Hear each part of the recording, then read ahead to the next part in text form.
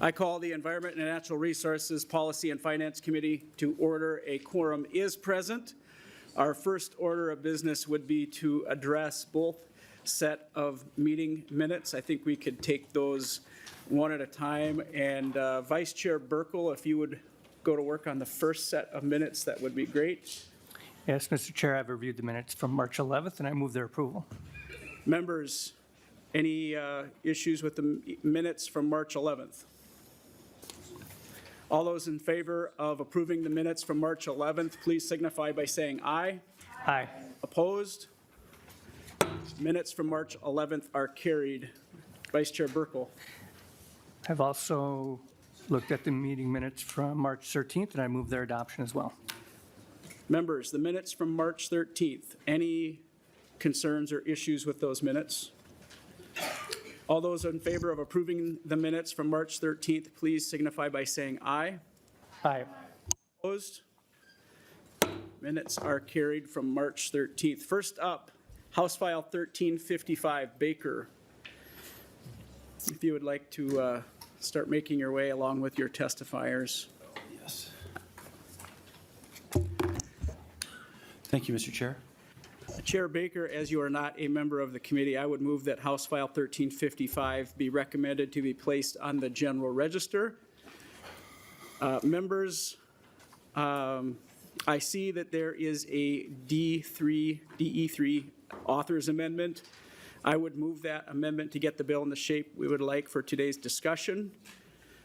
I also hear there is a small oral amendment to be incorporated into this amendment. Ms. Taylor, if you could tell us about that change, that would. Sure. This amendment would be to the DE3 on line 2.2. Subdivision 5 needs to be subdivision 7. Correct. Okay. Members, any discussion to the amendment or the accompanying oral amendment? Representative Purcell. Thank you. Ms. Taylor, would you repeat that? I wasn't quite fast enough. Thank you, Mr. Chair. Ms. Taylor. Mr. Chair, Representative Purcell, it'd be on line 2.2, subdivision 5 needs to be deleted, and then insert subdivision 7. All right, I'm seeing a thumbs up. Members, any further discussion on the amendment or the oral amendment? All right, seeing none, all those in favor of the adoption of the D3 with the incorporated oral amendment, please say aye. Aye. Opposed? The amendment as amended is carried. Chair Baker, to your bill before the committee. Please proceed. Thank you so much, Mr. Chair and members. I first of all, just want to have the two departments we've been working with closely on this bill to have them just explain a little bit more in depth about the DE3. It's more in technical nature, so I wanted to have them come and explain it. So if I could turn it over for that, Mr. Chair, for just briefly, it should be just very brief, and then I will invite the families to come forward. All right, please introduce yourself for the record and proceed. Thank you, Mr. Chair. My name is John Waters. I'm the Government Relations Unit Supervisor for the Department of Natural Resources. Today I'll walk through briefly Section 1 of the bill. Requires the Commissioner of Natural Resources, before issuing a commercial mechanical control permit for work with aquatic plants, to confirm if the companies are using scuba diving equipment and provide a sheet that DLI will be providing in a future date. It'll also require proof of completion of a third-party on-site hazard survey within the last year by a qualified safety professional. Section 2 will forbid the Commissioner of Natural Resources from issuing that commercial mechanical control permit for work with aquatic plants to anyone that's received one or more citations for willful violations of occupational safety in which scuba was involved, or has a contested or one or more citations for willful violations, again, where scuba was involved. This will also broaden the ban to bar commercial mechanical control permits for a successor person. And finally, it allows the Commissioner of Natural Resources to revoke a commercial mechanical control permit if a violation of that statute is discovered. Looks like we have another testifier. Please introduce yourself for the record and go ahead. Thank you, Chair and members. My name is Josiah Moore. I'm the Legislative Director at the Department of Labor and Industry. I'm here today because Section 3 of the DE3, starting on line 3.12, is a new section under Minnesota OSHA law regulating commercial diving operations. Subdivision 1 establishes which operations the safety standards apply to. Subdivisions 2 through 5 are the new safety standards that would exist under Minnesota OSHA law, including a requirement for a scuba certificate before work is done in the water, requiring a BCD vest be worn when scuba work is being done, that a spotter is outside the water, and that first aid and CPR training are required when doing this work. Subdivision 6 establishes the penalty structure that is typical for Minnesota OSHA, and Subdivision 7 requires the department to prepare an information sheet for employers, informing them of their obligations under this section. Chair Baker, now that we've, And with that, Mr. Chair, that is kind of the complexity of making sure that we get this right. I think, and thank you very much. I just want to give a shout out to the agencies. They've been very helpful in this area. I also know that the fiscal notes for this really are very minor, and the agencies have agreed to sort of just absorb these costs, which will be very minor. But again, this is an important bill to obviously to all of Minnesota, but to especially two very important families that we're going to be hearing from now today. So thank you again very much, gentlemen. Mr. Chair and members, I'm really proud to introduce House File 1355. I got an email back in December, I think with everybody else, and it really hit me hard. And because again, I know what it is to lose a child, and if the Aounis could come forward, that would be great. We lost two young, beautiful boys in the state of Minnesota in a very short period of time because of a work that they were performing with water and removing weeds and using scuba equipment, and they both tragically were killed in a very early part of their employment. It moved me. I am working on this bill very closely with Senator Bolden in the Senate.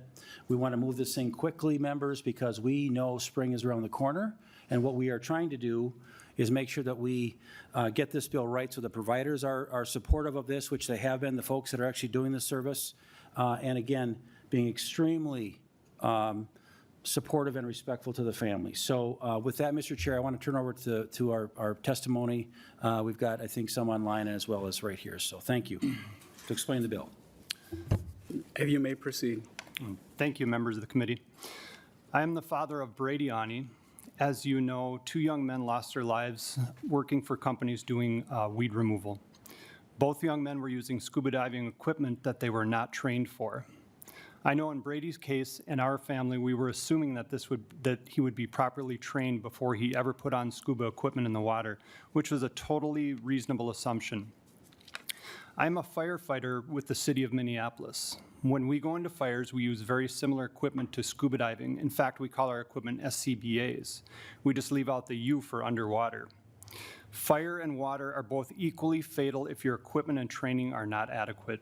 I think about how much training I had before I was able to go into a fire, and I think about how much training Brady and Joe had, and it was almost zero. I am forced to think how many near misses there must have been before there were two fatalities.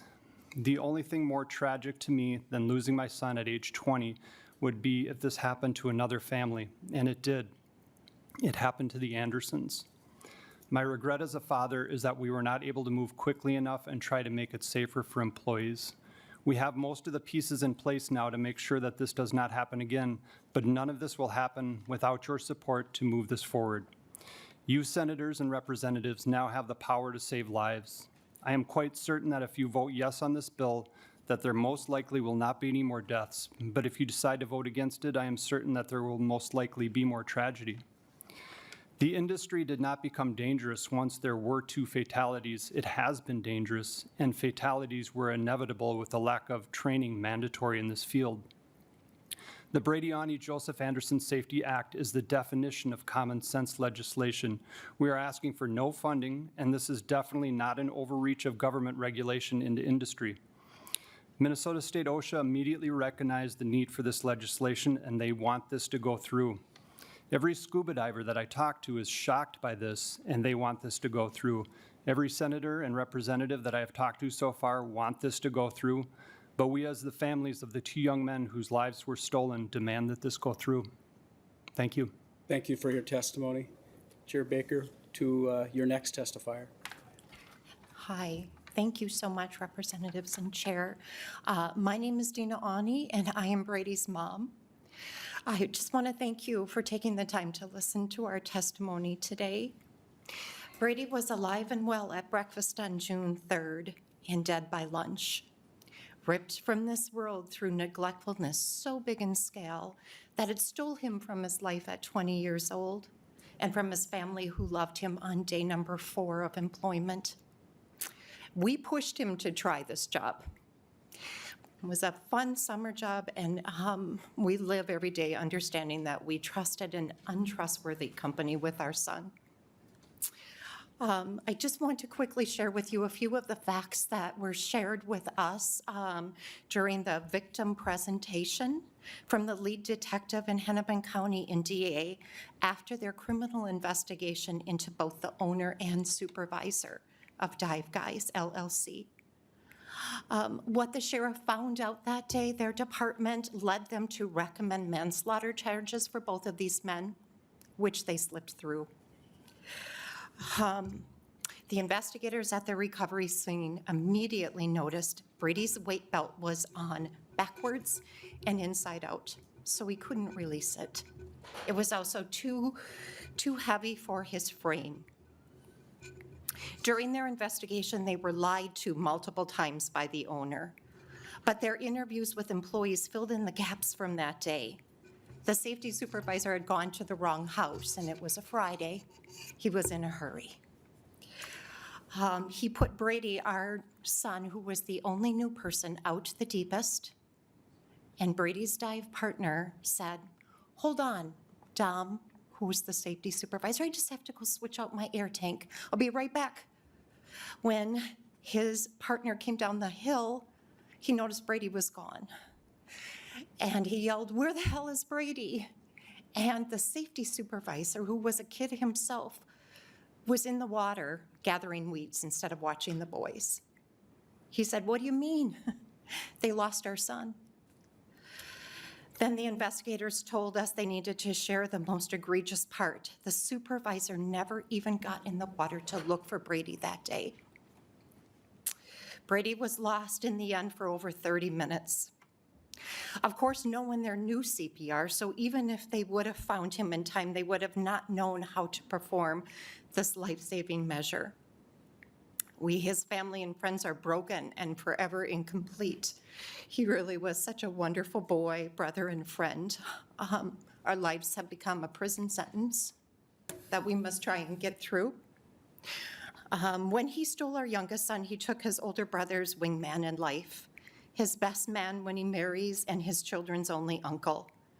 We miss his hugs and smiles, and we understand his laughter will never be heard again. He wanted to be a firefighter like his dad, and he had worked really hard to get his ranking. In fact, he was supposed to start in the fall after that summer. His 21st birthday came and went without him, and he'll never even know what it feels like to be an adult. Brady paid the ultimate price for the negligent workplace he worked at that week. However, we need to do this one last thing for him and help protect future boys not to become the next Brady. We pray our beautiful sons will be the last lives taken. Please help us to make this industry safe. Thank you for your time. Thank you for your testimony today. We have via Zoom testimony from a Mr. Anderson, if technology serves us. It will, Mr. Chair, and I'd like to defer to my wife, Lori Anderson, to start with, please. Proceed. Hi.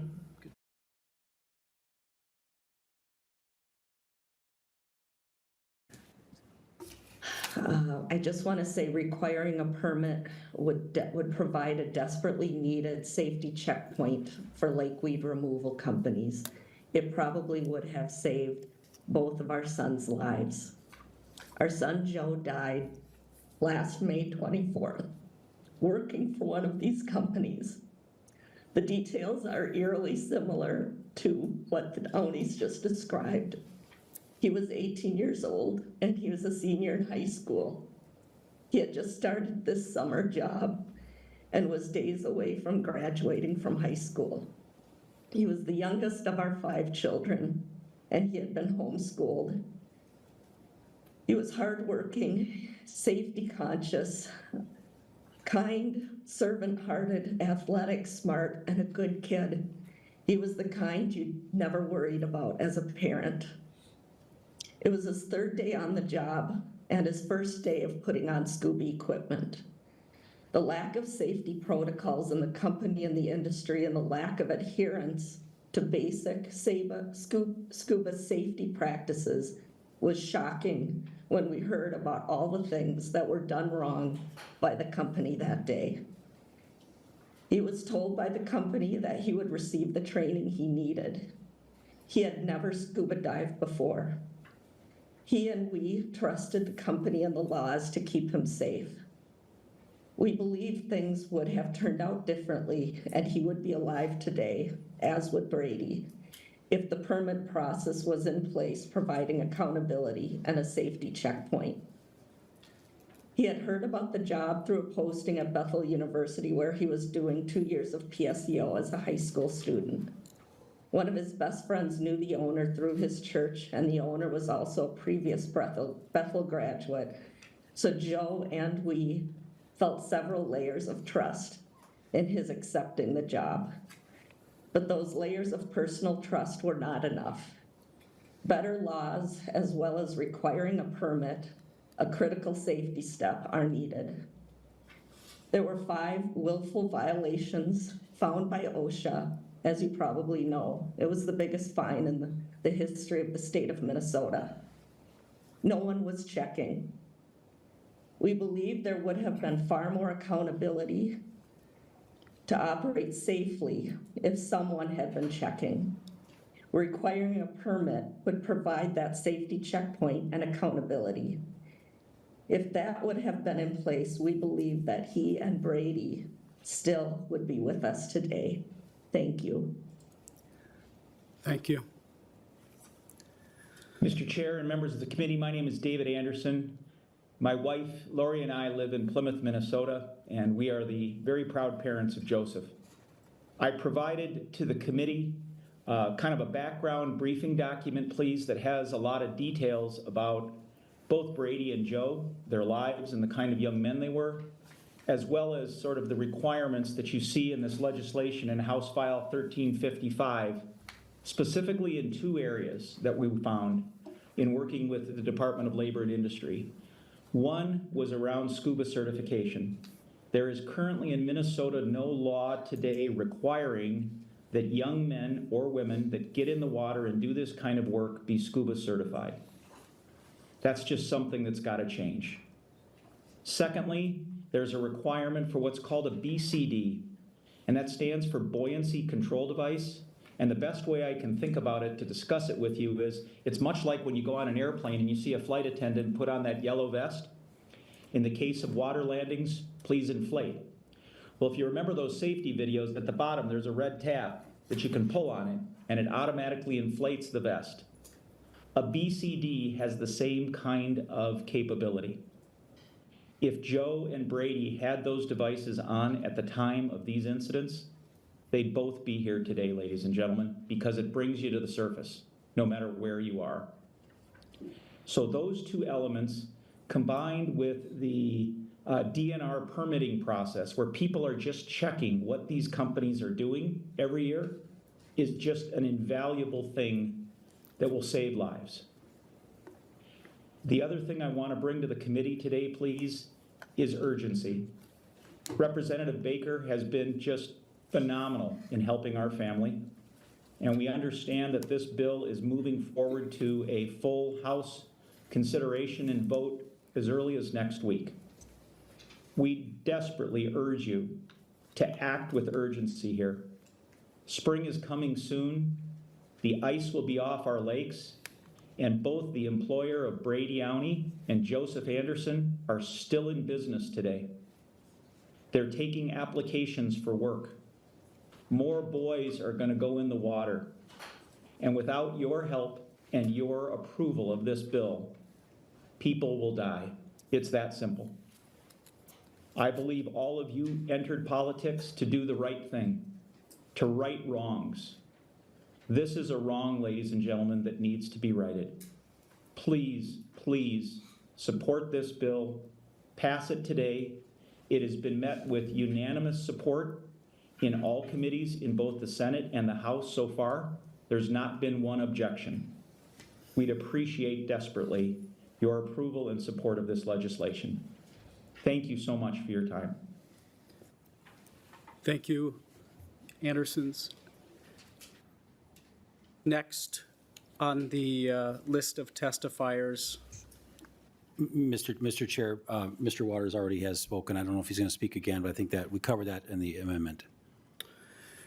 So we'll just move to member questions, if that's okay, That's it. unless there's anyone else in the audience that felt that they wanted to testify as well.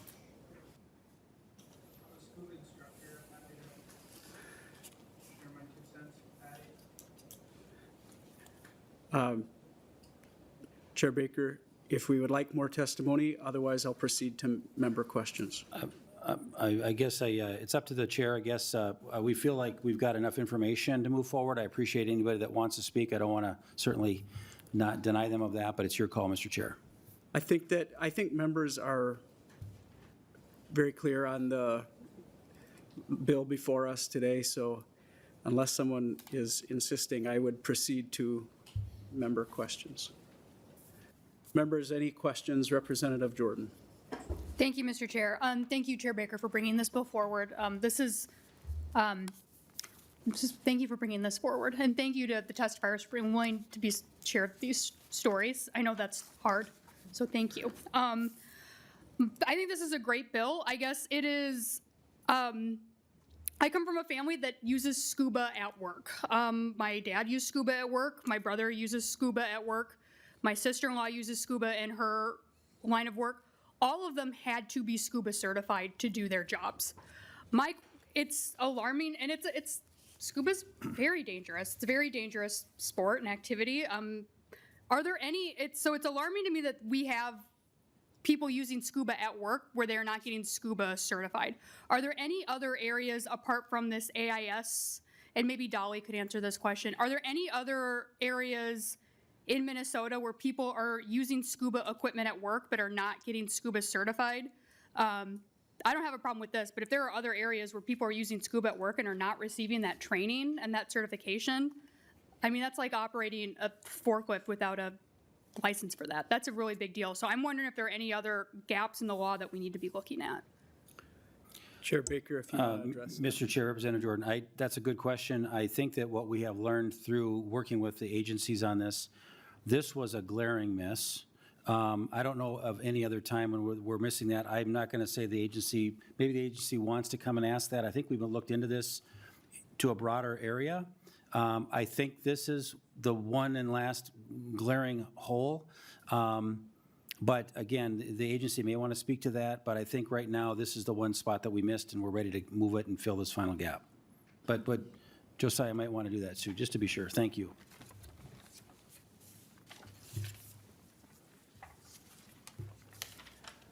Please reintroduce yourself for the record, and if you could answer the question, that'd be great. Thank you, Chair. And thank you, Representative Jordan, for the question. My name is Josiah Moore. I'm the Legislative Director at the Department of Labor and Industry. As part of these conversations, we have discussed sort of what other work is done in scuba. The main types of work that we've discussed with Chair Baker and folks have been sort of underwater pile driver, underwater carpentry, and the public safety dive teams that exist. Typically what we've heard about in those industries is that they have higher safety standards implicit in them than the industry we're discussing today, and so we're not seeing as much of a problem in that industry. That's the summary of the conversations we've had. Representative Gilman. Thank you, Chair, and I just want to thank the testifiers for coming and bringing this bill before us. Again, so sorry for your loss that you have to deal with every single day of your life. We will make this better. We will lock arms to make this better. My daughter is a commercial underwater pile driver, and she's had extensive training, and I love that you included a tender. I mean, so I believe that's the definition of somebody that's up top that would be tending. It's very crucial. It's a matter of minutes, seconds, minutes, that if there is something that does go wrong, that they get tended to immediately. So the fact that that was, that's part of the bill, that's something that I would want to have be in there. And again, this is a very good bill, and I'm happy that we're going to move that forward. Thanks. Any other questions, members?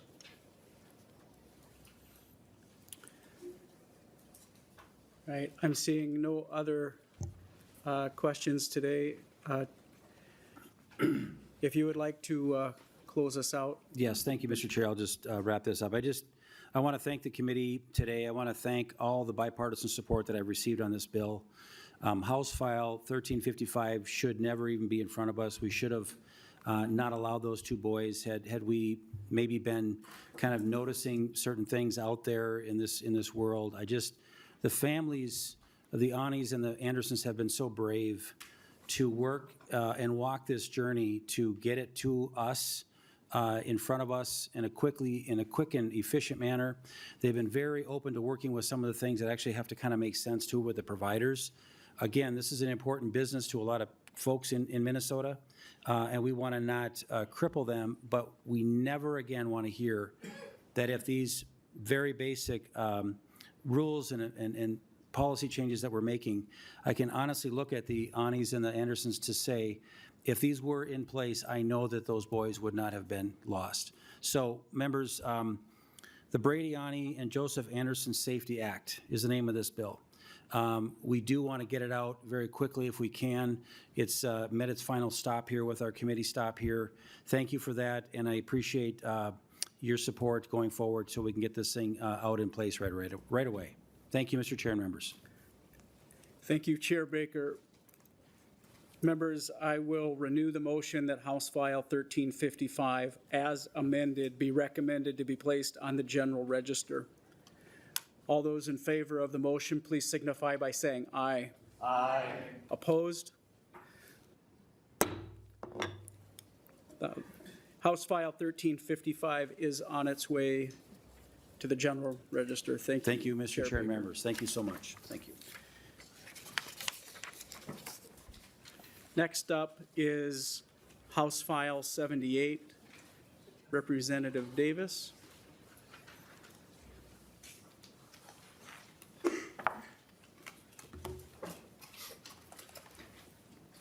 Representative Davis, you have quite a challenge today following that testimony and that bill, but I appreciate you're willing to come forward and present your bill.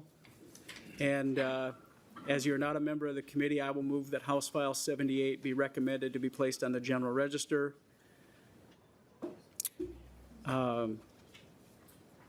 This is a technical bill, so there's no testifiers, but I do think that after you introduce your bill, DNR may need to come up to address any potential questions. So to your bill, Representative Davis. Thank you, Mr. Chair, and that is pretty difficult to follow up after. Members, it's just a good reminder of that it's so important of the decisions that we make here in this body. House File 78 is a technical cleanup bill. Has to do with the Cuyuna Country State Recreation area, for short CCSRA, which was created in 1993 and is located on the Cuyuna Range in central Minnesota in the district I serve. The park has become world-renowned for its biking trails throughout the beautiful man-made lakes and hills, thanks to the mining that once took place during the early to mid-20th century. And since then, nature has taken over the area, and it's absolutely beautiful. I would encourage all of you to take some time during the interim and please visit the area. The park is conservatively estimated to have 50 to 100,000 visitors annually. Some have suggested that it's actually many more than that. Along with the creation of the park, a Citizens Advisory Council was formed and is known as the CAC Board for short. The CAC Board is advisory and makes advisements to the DNR. The CAC Board consists of local membership that you can see listed in the statute. HF 78 removes the language that says a representative for the Croft Mine Historical Park. The reason for the change that we're requesting is the Croft Mine Historical Park is the Croft Mine Park is located on the southern side of the city and has not been, excuse me, operational for many years. We're actually trying to get a large portion of the land to be used for new housing. But the park is listed as permanently closed. It's been closed for many, many years. And the previous representative in this position resigned their position. So this change would take the board down from 13 members to 12 members. I'd be happy to answer any questions, or if there's someone from the DNR here as well. Thank you, Mr. Chair.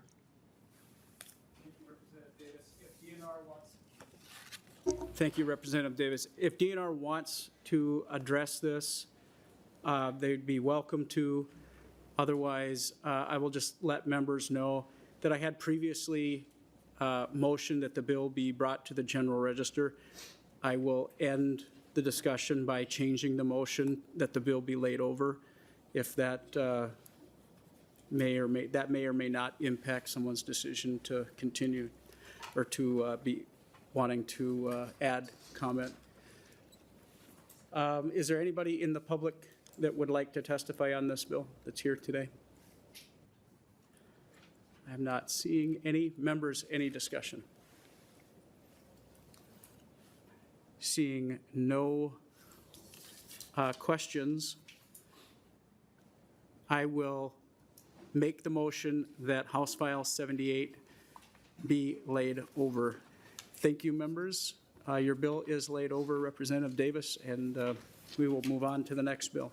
Thank you, Mr. Chair. House File 1225, Skraba.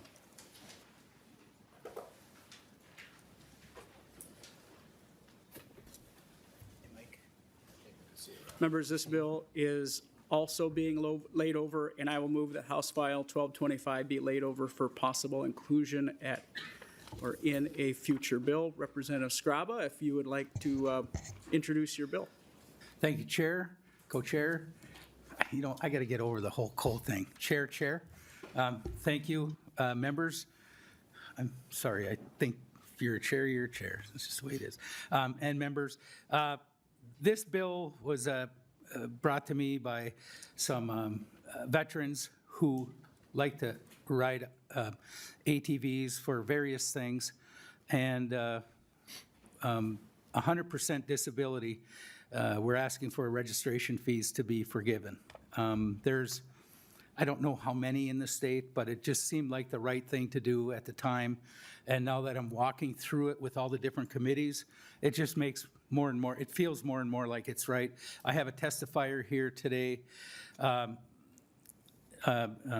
Lindvall, and I'll let Mike have his say here, please. Mr. Lindvall, if you want to go ahead and introduce yourself for the record and proceed, that'd be just fine. Yes, Co-Chairman, thank you for the time. My name is Mike Lindvall, and I am a 60% disabled veteran and also an ATV enthusiast. On behalf of the Minnesota ATV, I get to wear two hats today because I also represent the veterans of foreign war who are in favor of this bill. Many disabled veterans rely on ATVs as a means of mobility and access to the outdoors, whether it's hunting, fishing, trail riding, or just enjoying Minnesota's nature. For some veterans, traditional hiking and walking long distance is simply not an option. This legislation, Minnesota has a long history of supporting its veterans and acknowledging their sacrifices. The legislation is a small but meaningful way to show gratitude. Veterans with total service-connected disabilities often live on a very small income, a fixed income, and face significant medical challenges as well as mobility challenges. Eliminating the ATV registration fee helps reduce financial burdens for disabled veterans who rely on ATVs for recreational and mobility. Many disabled veterans find healing and camaraderie through ATV riding and outdoor recreation. ATV clubs, trail groups, and veterans organizations provide support, social interaction, and a sense of belonging. This bill helps those veterans stay engaged with their communities. Mental health is a critical issue among veterans, and access to outdoor recreation plays a key role in improving well-being and quality of life. Bill 1225 is a simple, common-sense way to honor and support Minnesota disabled veterans. This bill removes small financial burdens and allows veterans with service-connected disabilities to continually enjoy the outdoors and maintaining their independence. I urge you to support 1225 and pass this important legislation for the benefit of Minnesota disabled veterans. Thank you for time and your consideration. Thank you for your testimony. I think that is the end of the list of those that signed up to testify before committee. Is there anyone in the audience that would like to offer their thoughts on the bill before we go to questions? Seeing none, members, any questions? Well, it looks like Representative Skraba, you can go ahead and close, and we'll move on to the last motion. Thank you, Chair Heinzman and members. I did speak to Assistant DNR Commissioner Bob Myers there. We stepped out for a little bit, and part of it, he's like, hey, we have nothing, this is a good bill. We're good with it. So I was looking for him. I said, where'd he go? I thought he was going to come here. But I know how busy he is. So I just want to, as someone who served in military, I'm not disabled at all, at least not physically. Maybe people think being here I am, but life is good, and I want to help people. I know last year we passed a bill to give, I believe it was state parks, Rick helped me with this, where we allow, we paid for mechanized wheelchairs for people to get around, and it's made a difference. It's really something where finally society is finally recognizing, that it's okay to have an electric something, or it's okay to be mechanized to use in the woods instead of being non-mechanized, because some people just can't get around. And this is just one way of saying thank you. So I appreciate your support and look forward to where we go next. Thank you, Chair. Thank you, Representative Skraba, and I will renew my motion that House File 1225 be laid over for possible inclusion in a future bill. The bill is laid over. Next, Vice Chair Burkel, House File 1846.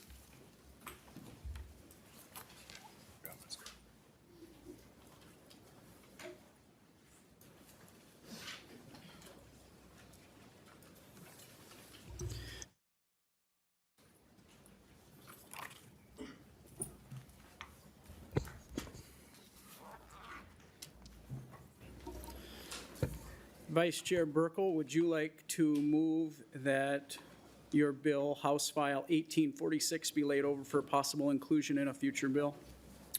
Thank you, Mr. Chair. I would like to move my bill, House File 1846, to be laid over, and I also have an author's amendment I'd like to offer right away if we could. Please do, go ahead.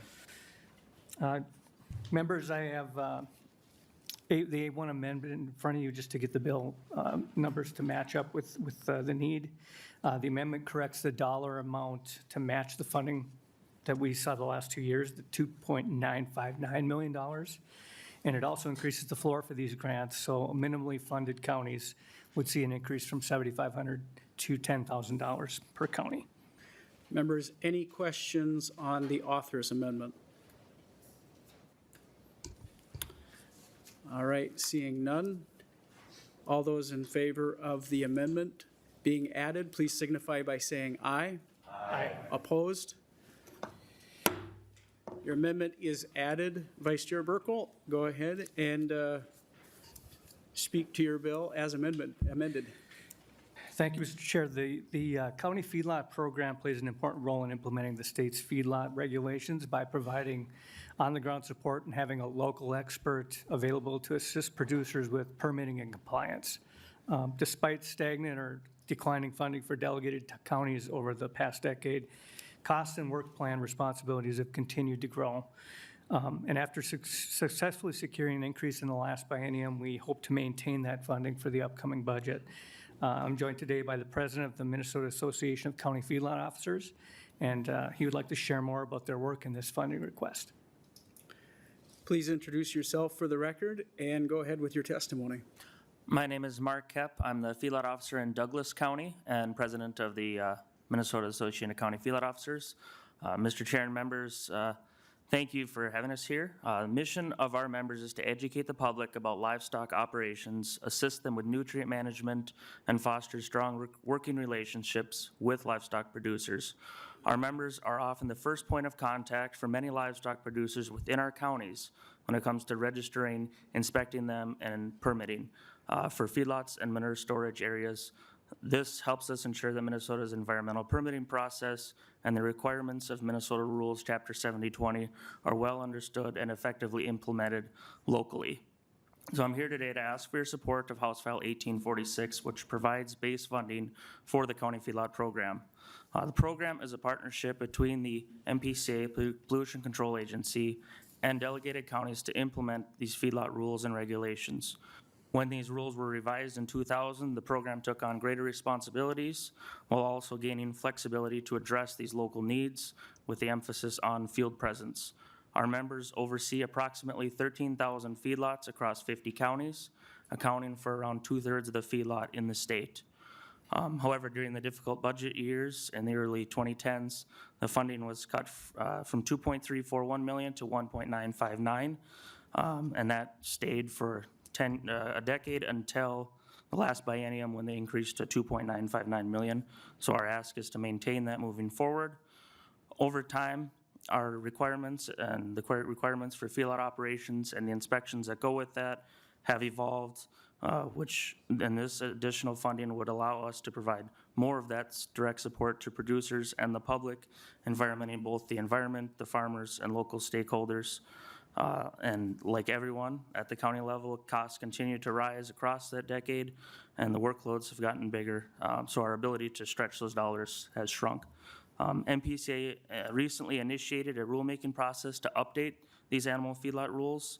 The changes will again require more communication and education to help producers adapt to any new rules or responsibilities that fall upon them. Again, like I said, we are that first point of contact for the vast majority of these producers. So when they have questions on any of these new rules, they will be coming to us. So these additional resources will help us ensure a smoother transition into whatever future rules are put in place. There should be a handout you're provided with more details on the program's benefits and the funding request. Respectfully ask for your support of this bill to help the delegated county feedlot programs continue our essential role in protecting water quality across Minnesota. With that, I thank you, Mr. Chair, Vice Chair Burkel, and members of the committee for the opportunity to testify today and extend my appreciation for Representative Burkel for authoring this bill. Happy to take any questions. Thank you, Mr. Kepp. I think next up to testify is Director Johnson. If you would like to introduce yourself for the record, that'd be great. Go ahead.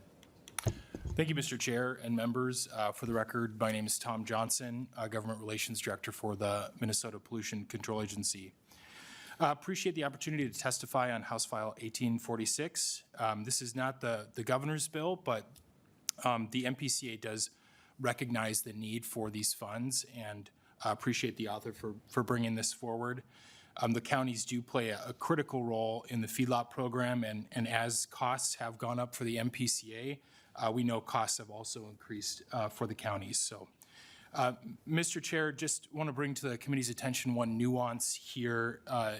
The current base amount going to the counties for this work is $2.959 million based on the language passed in 2023. It was, and Mr. Hagemeyer perhaps can speak more to this, but it was tracked by all parties as a one-time appropriation, but the language written into the law was written as ongoing. And so I only point this out, Mr. Chair, because when we discuss the governor's bill, you'll see a reduction in the county feedlot appropriation, and this was in order to bring it to the legislature's intent of a one-time appropriation, but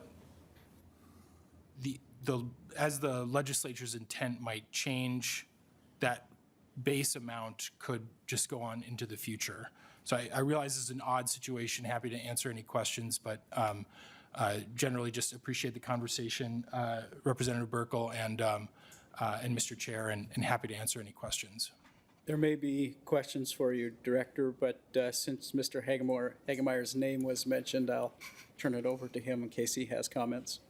Mr. Chair, I do agree with Mr. Johnson. That was intended to be a one-time appropriation. We missed the one-time language in the bill, and then it was picked up in the base as $2.959 million. So this is the amount that is carried in the base. The governor does have a reduction of $1 million. So the governor shows a savings of $1 million per year, but this is the base amount that's in the budget right now. Thank you. That is the end of those that signed up to testify early. Is there anybody in the audience today testify as well?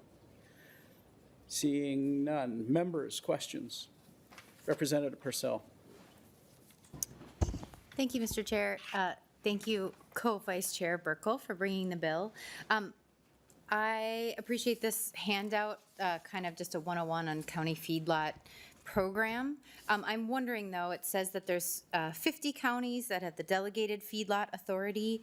So I'm not sure if the question is to the MPCA or your testifier about what those other 37 counties do and how is that funded. Thank you. Vice Chair Burkel, to whoever wants that. I think Mr. Johnson wants to address that. Director Johnson.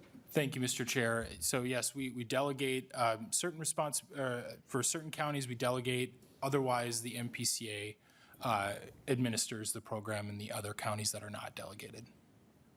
Representative Purcell. Thank you, Mr. Chair. And how is that funding, the funding in this bill, then does that not cover those 37 counties? And how is that same work that's being done from the state agency, how does that compare to the work that we see happening at the more local level? Thank you, Mr. Chair. Director Johnson. Thank you, Mr. Chair. I can get back to the committee about more specifics, but I would say generally through permit fees, the funding goes into the environmental fund. Generally, the feedlot program and other regulatory programs are funded out of that program. Those are appropriated by the legislature, so I think generally the base amount going into the watershed division, which is where the feedlot program lives. So if you see the budget in the governor's budget, or if you look on MMB and you see the watershed division, part of the watershed division's work is administering the feedlot program and working with the delegated counties where that work is delegated, and then where it's not delegated, working directly with the feedlots in those counties. Representative Purcell. Thank you, Mr. Chair. I guess this is perhaps more of an opinion question, but first of all, I'd love to see a map of which counties do this work on their own. Curious about, outcomes and like relationship building and things like that. because that's the model I guess I'm more familiar with, is the counties that do this work themselves. But I guess maybe my opinion question is, you know, is it preferable to have the counties delegated? And if that was a perhaps more successful model in lots of different ways that you can define success, is there a way to get those 37 counties to be doing this on their own? Is it just a matter of funding? Of course, it's staffing at the different counties as well. So I'm just wondering, sort of like big picture, we're doing this sort of two different ways. This is a funding mechanism for counties that are the 50 counties doing it a certain way. So I would just sort of be interested in your opinion of which is the preferred method. Thank you, Mr. Chair. Representative Burkel, or to your testimony? I can comment, and if Mr. Johnson wants as well, but I think whether it's preferable or not, I think on the local level, for instance, in my district 1A, we have 2 counties delegated. Out of the 4 counties in my district, 2 are delegated, 2 are not. You could talk to growers, livestock producers on the ground, and they have varying opinions, but I think for the most part, having someone local that they can contact that they know is much more preferable, I think, in the long run, and creates a better relationship between the livestock producers and those regulating them. So in the big picture, that's my own personal opinion, probably lines up with yours, Representative Purcell. Beyond that, I think just the goals of what 70-20 rules do, and maybe Mr. Johnson wants to comment on that, but I think overall, the goals are still met. It's just a matter of who's implementing the rules. But maybe Mr. Johnson wants to comment. Director Johnson. Mr. Chair, not a lot to add. We also see the value of having folks on the ground to have those conversations directly with producers. And so I think generally the areas where we're directly administering the feedlot program may be because counties do not want to take on those responsibilities, but where counties do want to take on those responsibilities, we see a lot of value in those local conversations. Representative Hansen. Thank you, Mr. Chair, and Representative Burkel. I'm trying to track on the money here, so I've sat in this and other committees and heard about, you know, the surplus being wasted, but, you know, it looks here like we provided additional money from the surplus, and if by one way you count on it, you're asking for additional spending, or another way you count it, you're continuing the spending that we provided in 23 and 24. Is that correct? Yeah, could you repeat the middle part of that question? You were talking about more money for, were you talking about the $7,500 to $10,000 for? Representative Hansen. No, I'm talking about, Mr. Chair, Representative Burkel, I'm talking about the appropriation of the 5.9. The appropriation, the 2.959, that was in the base last year. Yes. Correct. Representative Burkel. Yeah, I guess it just depends on what your goals are, Representative Hansen. I think you and I share the same goals, that we want clean water. I hear you talk about that often in this committee. And I think the fact that, as my testifier described, cuts to that funding happened in the past, and we are now in a situation where costs are up. We're just looking at continuing base funding. Members, any additional questions?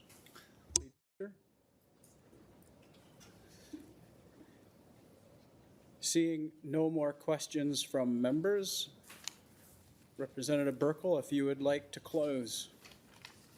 Thank you, Mr. Chair. Thank you, Mr. Chair and members. Thanks for considering House File 1846. The county feedlot program benefits both producers and the environment, and it's truly a win-win, and I hope we can continue this important funding. Thank you. Representative Burkel, do you renew your motion that House File 1846 as amended be laid over for possible inclusion in a future bill? I do, Mr. Chair. Thank you.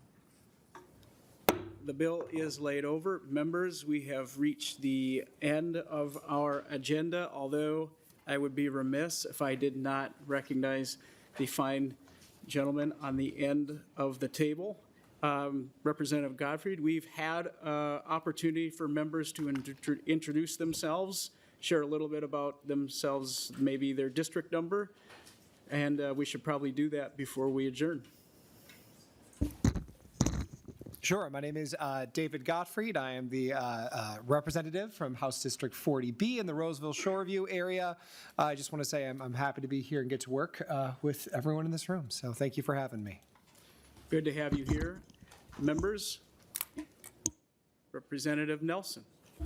Mr. Chair, thank you. I'm just kind of wondering what Representative Gottfried's favorite chainsaw brand is. Oh, Representative Godfrey, this was a question that I posed to members in a spirit of fun. If you'd like to participate, you may. If you prefer not to, that's okay. My go-to chainsaw brand was Husqvarna, particularly the 372 XP. It may be a pruner for others. I do happen to have a number of electric chainsaws, and I did mention that they are now my favorite in-tree model, but whatever you may like, go ahead. Well, thank you, Mr. Chair. And as it happens, I'm actually in the market for a chainsaw, so I'm open to suggestions if anybody would like to speak with me after we adjourn today. So thank you very much. That's very respectable. Members, we are adjourned.